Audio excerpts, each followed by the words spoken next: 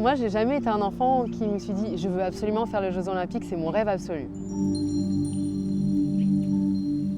Ça m'est jamais vraiment venu à l'esprit. Quand j'ai repris l'aviron, là, c'est venu dans ma petite tête. Il y a une petite graine qui s'est plantée et là, je me suis dit « j'ai envie ».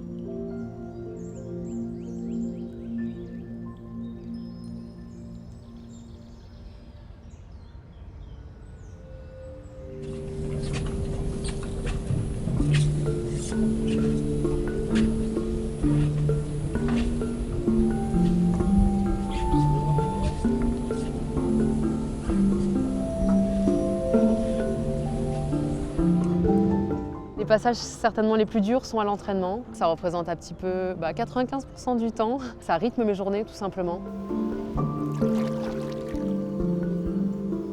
Et en même temps, on aime ça. Quand il y a les bonnes conditions, je monte tôt sur l'eau. On a le droit à un lever de soleil, de la brume, un bassin plat.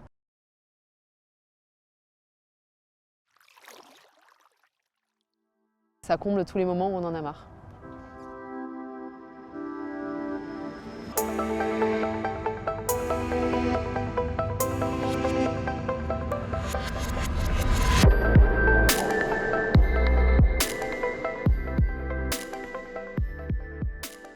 Le double, je ne sais pas, je ne l'ai jamais vécu. Et le ski, on est tout seul. C'est-à-dire qu'on est seul au monde. La seule personne avec qui je peux communiquer sur l'eau, c'est ma coach. J'ai qu'une personne sur qui je peux m'énerver.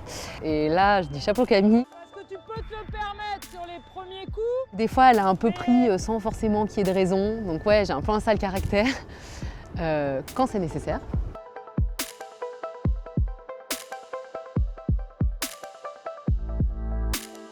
Ce qui est assez particulier dans l'aviron, c'est que la plupart de nos sélections se font en individuel. La première étape, ce sera de qualifier la coque. Et après toutes ces étapes individuelles, on fait des bateaux collectifs. Les JO de Paris, ça reste un objectif très particulier parce que c'est des jeux à la maison. Je pense qu'on peut le vivre qu'une fois dans notre vie, très clairement. Ça donne très très envie.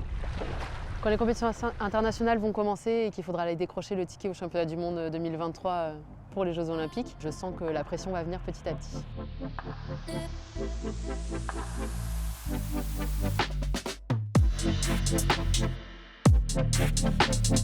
Tout ce que je fais à la fin, faut en être fier parce que je l'ai fait pour réussir tel ou tel objectif. Mais c'est pas facile et on va dire que les doutes pour moi font partie de la performance. On n'est pas toujours au top. On fait face à des blessures, on loupe des mariages de copains, des événements importants au niveau de la famille. Voilà, c'est toutes ces petites choses-là où clairement ça fait tellement mal au cœur. J'ai envie que ça ait servi à quelque chose, tous ces sacrifices. On a envie de montrer qu'on peut le faire, on a envie que les autres soient fiers de nous tout simplement, d'être fiers de soi, que tout ça ressorte sur quelque chose de beau.